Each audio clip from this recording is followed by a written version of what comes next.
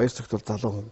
Хоёрдугаар чинь Монгол хүн шүү дээ. Монгол хүн байж шоронд харж шийтгэснээрээ нэг сайн юм төрөд идэг нь чаа юм. Тэгэхээр энийг нь олж авах нь бидний хувьд их цаашдаа 100 юм баяр зөвхөн төрөх нөхцөөс хаах юм болов гэж нэг төрт бодоод байгаа юм. Хоёрдугаар асуудал нь болохоор саяхныг хүртэл бид нар бас хэлж хэлсэн нь офшор бүсүүд байгаа энэ банкуд, офшор бүсүүд байгаа энэ хөрөнгө оруулалттай аж ахуйн нэгжүүдийн аюултай гэх тээ. Явж байгаад Кипр дээр нэг том хямраллаа. Киприйн хамгийн аюултай шийдвэр гаргаж байгаа байхгүй. Гинт байжсна. Манай Киприйн банкуд байгаа бүх хадгаламжийг нийгэмчлэлээ улсын болгоно гэж байгаа байхгүй. Тэгэхээр яа гэхээр Киперт чинь офшор бүс учраас улсын хулгайч нар аваачиж мөнгө байршуулдаг. Тэгэд араас нь ямар ч юм өрдөж ирсэн бид нар банкны нууцыг хадгална гэж хэлээд үндсэндээ тэрийг хөтлөгдөг. Тэгэхээр яадаг гэхээр улсынхаа мөнгийг тийшээ хулгайлж хийчихэд тэгээ насаараа баян тансаг идэ явъя. Гадаадад амьдрах эрх болоод авчина. Энэ монголчууд яадаг юм хүний эрхийн дагуу би ингэж явчихна гэсэн сэтгэлгээ байдаг бол тэр хүмүүсийг сая болоод яат хийсэн байхгүй. Хэрвээ заргалдах юм бол юу гэхээр та тийм хэмжээний мөнгөтэй юм. Тэгвэл яаж олсон ихүүсрөө тайлбарлаж. Тэгэхээр нөгөө хүн яг тайлбарж харагдаач яг илүү аюултай гарцаагүй байдалд ороод нэг мөнгө алдчихад хоёрдугаарт улсынхаа хуулиар шийдвэрлэх төвчнөр орчих байгаа байхгүй. Ийм нөхцөлөөр асар олон хүмүүс аяа бол үгүйрлээ. Лавл Березовский бол баг тийм шалтгаанаар гинт хоосорсон байх гэж. Таны хэлдэг бол үнэлдэ түрүүн Оросчууд Кипрээр их мөнгө өгдөг байсан.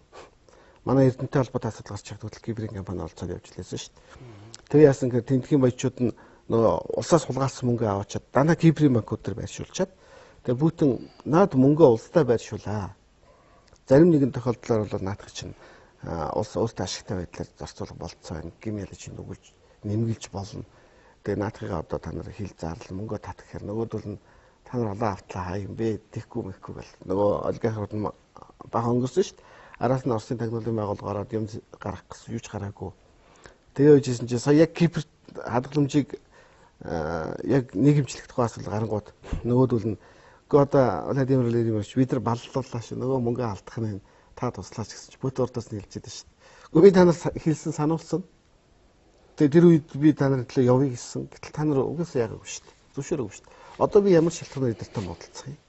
Тэр тэргүй та нар цаашаа аваад явах байсан мөнгө бид нар олохгүй байсан мөнгө байна. Тэгэхээр энэ мөнгөний төлөө би Оросын ард түмнийг бас нэг янз бүрийн юмд оруулах. Хэрүүл маргаад оруулах сонирхол. Одоо их хогч нь болж байгаа байхгүй.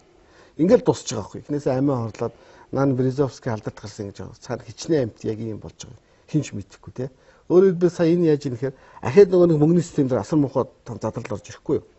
Офшорууд орж ирчээд нөгөө хулгайч нарын мөнгийг хийдэг юм хид нөгөө нэг лаазтай нууц зөрнүүд байгаад байсан чи яа тэгэхээр одоо нөгөө тэр улсын төр засаг нь аваад өө эн чи минийх тэгэхээр нөгөө хулгайч нар биш ээ наа чи минийх гэхээр чи хулгайж алсан юм байгаас чинийх биш те.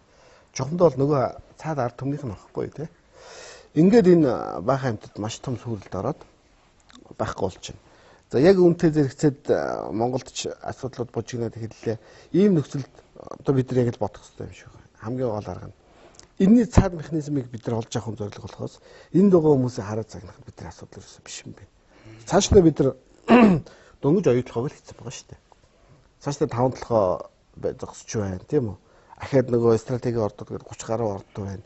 Одоо газрын ховор элийн мэд одоо юу хийснэ гэх юм бэлээ монголчин атруу инээр байгаа болсон байхгүй. Ийм нөхцөлд энэ системийг бид нар олж аваад ёстой тэр Джон Перкинсийн ном шиг баяр зөвхөн дурсамжийн номыг бичүүлээд ингэж тавиад за энэ бол та нарын харах ёстой ном. Нуухын нууныц ийм юм болдгийн шиг нэг хашраагаад ах юм бол энэс одоо ахаад энэ барууныхны өрх нь бид нар орохгүй гэсэн үг. Наад бол чи одоо юу хүсэж байгаа юм бол баяр зөвхөн гаргаж ичээд бүгдээ нөгөөх нь зулгааж идээд тэгэнгუთ цаана ахаад тиймэрхүү байдлаар ашиглагдчихсэн нөхдүүд улам айгаад улам цаашаага гинжлэгдээд тэдний төлөө өхөн хатан гүөх тэр нөхцөл рүү оруулах гэдэг байгаа байхгүй. Тэгэхээр бид нар илүү дорны ухаанаар бодох хэрэгтэй шүү дээ. Бидэрт бол энэ хүн илэрсэн асуудал биш.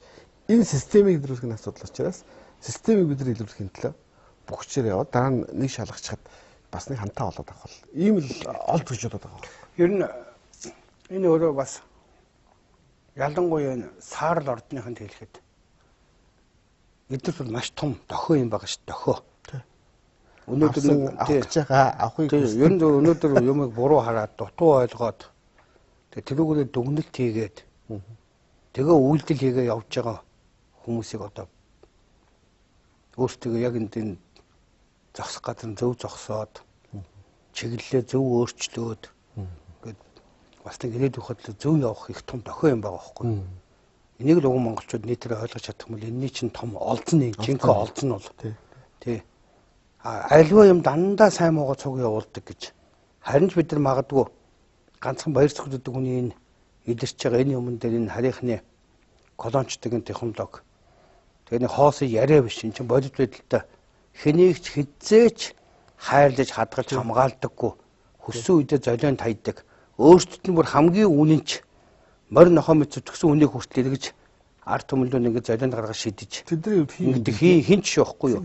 Яг энийг л ойлгох хэрэгтэй байхгүй юу. Энийг харин ард түмэн рүүгээ нэгтрэх хэрэгтэй. За тийм учраас эргээд энэ саард ордынхнууд бол одоо ард түмэн рүүгээ нэгтрэх.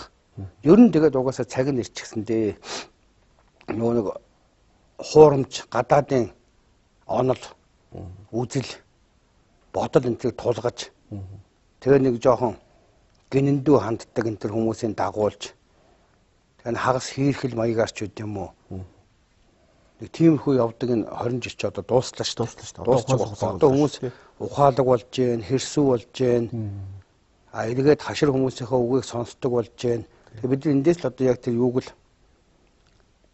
гарцаа гарахтаа энэ цаад өмнөхөө мөн чанар яг углуургаар нь харж чадаж гарах хэрэгтэй болчиход байгаа байхгүй юу.